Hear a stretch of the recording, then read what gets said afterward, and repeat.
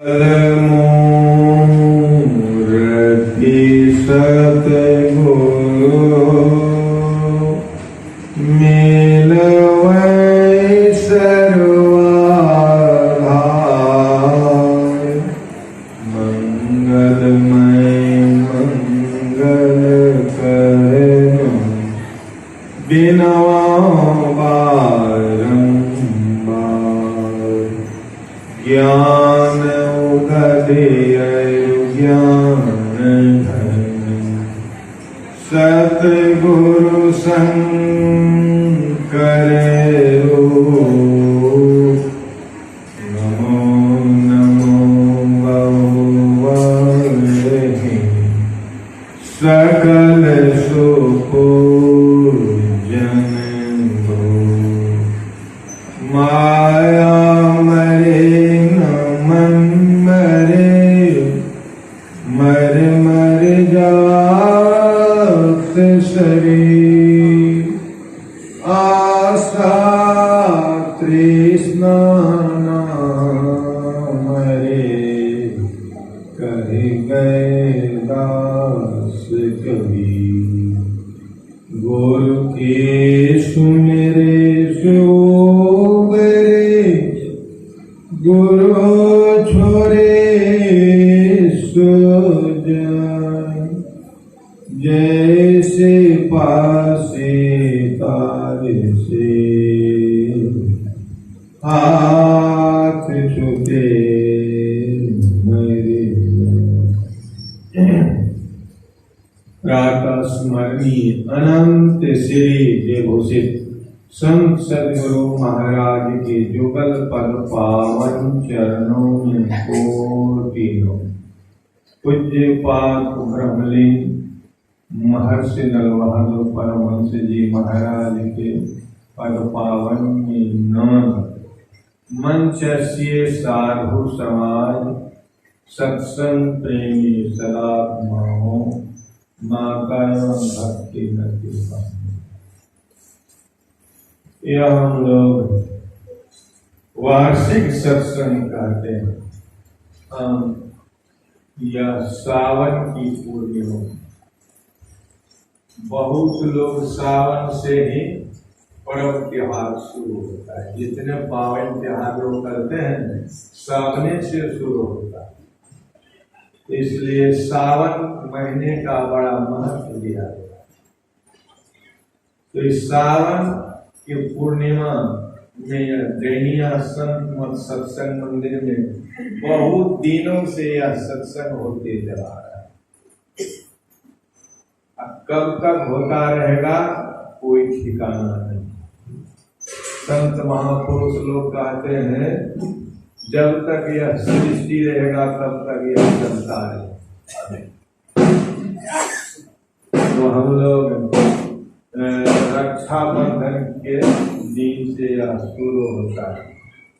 रक्षाबंधन पांचों भाई पांडव को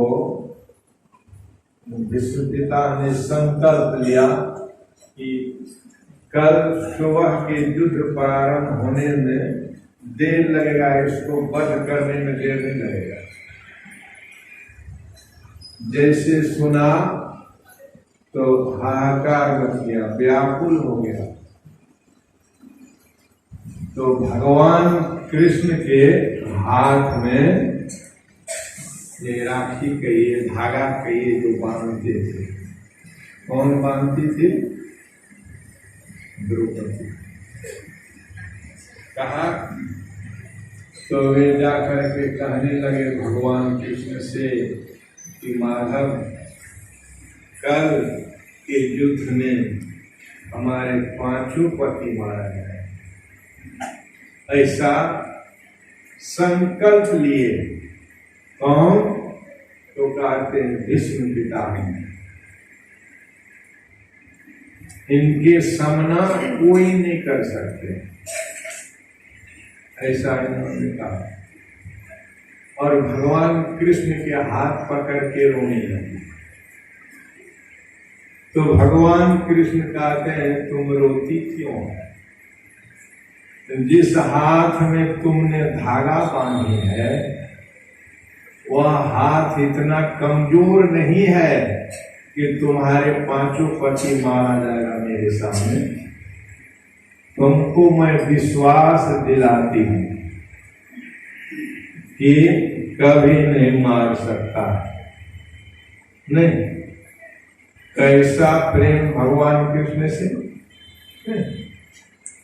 हम लोगों को भी प्रेम होना चाहिए सत्संग से। जैसा प्रेम भगवान कृष्ण से द्रौपदी की थी, वैसा प्रेम अगर हम लोगों को सदगुरु महाराज से हो जाए तो हम लोगों को यह दुर्दीन देखना नहीं पड़ेगा, अच्छा दिन देखना पड़ेगा। तो भगवान कृष्ण उनको ढारस दिलाते हैं, मार नहीं सके भगवान कृष्ण, उपाय निकाल कहते हैं। संत महापुरुष लोग कहते हैं अपाय है तो उपाय भी बहुत है, नहीं तो बचाते हैं। तो हम लोग भी संसार की दास नहीं बने, जब भी बने तो परमात्मा की दास बने। और जो परमात्मा के दास बनते हैं उनको फजीहत नहीं होता है, देखे होंगे। और जो परमात्मा के दास नहीं बनते हैं न, उनको सुबह शाम दोपहर तीनों समय फजीहत होते हैं। जलपान के समय, भोजन के समय, रात्रि के भोजन के समय, तीनों समय बड़ा फजीहत होता है। तो इसलिए हम लोग संसार के दास बनेंगे तो फजीहत होगा, और परमात्मा के दास बनेंगे तो फजीहत नहीं होगा। इसलिए हम लोग याद रखें कि किनकी दास बनना चाहिए। नहीं, किसी को कोई कहते हैं फलाने दास नहीं। अब बहुत पैसा वाला आदमी है, बहुत विद्या है, बुद्धिमान आदमी, सब कुछ से परिपूर्ण है, उनको लोग दास क्यों कहते? दास कहना चाहिए। वे परमात्मा की दास नहीं है। और जो परमात्मा के दास होते हैं, सत्संगी होते हैं, तो लोग कहते हैं फलना दास। उम्र में 12 साल कहते रे फलना दास थी, दासे कहेंगे, क्योंकि उनको परमात्मा पर भरोसा है, परमात्मा की दास है, इसलिए संसार के लोग भी उसको दासेगा नहीं। तो जब हम परमात्मा के दास बन जाएंगे अच्छे मन से, तो हमको दोनों लोक में सुख मिलेगा। कौन लोक में? जो अभी हम इस लोक में संसार में है। और संसार में सब दिन सब कोई नहीं रहता, सबके पास सब दिन शरीर में जवानी नहीं रहता, सब दिन सबके पास धन नहीं रहता, और सब दिन सबके चेहरा में चमचमाहट नहीं रहता। नहीं, सब दिन हाथ में माया नहीं रहती,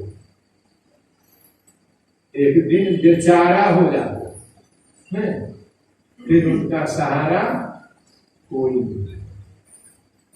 और जो परमात्मा के सहारा होते हैं उनका सब दिन सहारा मिलते हैं। तो महर्षि बहादुर बाबा कहा करते थे कि संसार सहारा नहीं, सर्वस्व नहीं है। संसार सर्वस्व नहीं, सर्वस्व रहता तो आपके पास धन था, पत्नी था, जगह था, जमीन था, रुपये पैसे सब थे, संपन्न थे, तो आपको सब दिन सुख होना चाहिए, कभी जीवन में दुख नहीं होना चाहिए। लेकिन आपके अवस्था गिरते आपसे लोग मुख मोड़ते। तो संसार के दास बनना या परमात्मा के दास बनना, आप अपने मन में विचार कर लीजिए। आप जिनका दास बनना है बनिए। नहीं, घर में देखते हैं बेटा बहू माता बहन पढ़ाते हैं, नहीं पढ़ा करके एक आदमी थे कटिहार, तो हमसे कहते थे कि बाबा हमने चारों लड़का को पढ़ा के सर्विस दिला, 2 लड़कियों को भी सर्विस दिला दी। अब हम फ्री हो गए, नहीं सब कुछ संपन्न, कोई दिक्कत नहीं। और जब सब सर्विस करने लगे, सब कुछ करने लगे, मैंने कहा बाबा मैं भी सर्विस करता। तो हमको पेंशन 50,000 रुपया महीना का मिलता है। मैंने कहा तब आपकी क्या चिंता? कहा बाबा बहुत बड़ा चिंता। मैंने कहा देखिए हमको 500 टका महीना नहीं मिलता, हम कहाँ चिंता करते हैं? आपको 50,000 रुपया महीना मिलता, आप इतना चिंता क्यों करते हैं?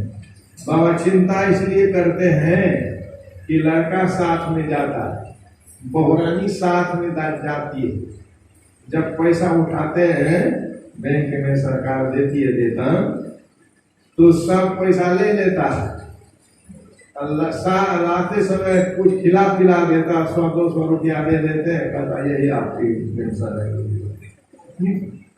बाबा देखिए आप इतना तकलीफ है खाने के बिना, अब भोजन सही से नहीं मिलता है, समय से जलपान नहीं मिलता है।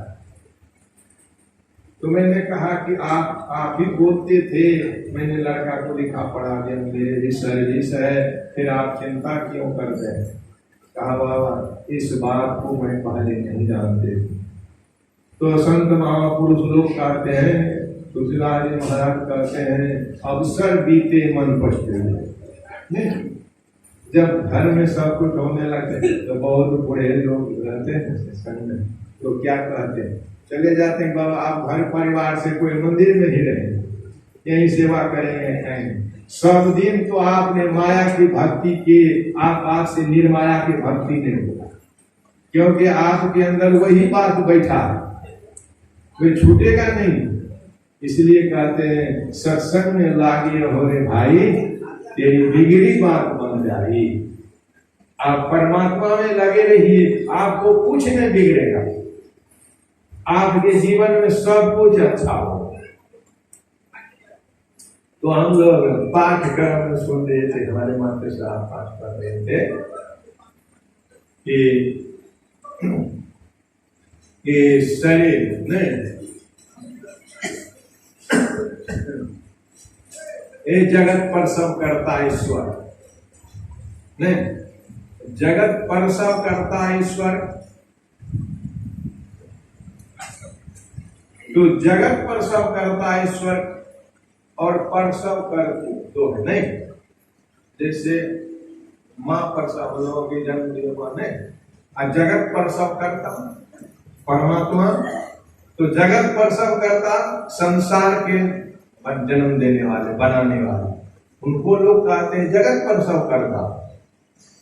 तो ऋषि कहते हैं उस जगत पर सब करता को आप जान लीजिएगा तो आपको सदा का दुख।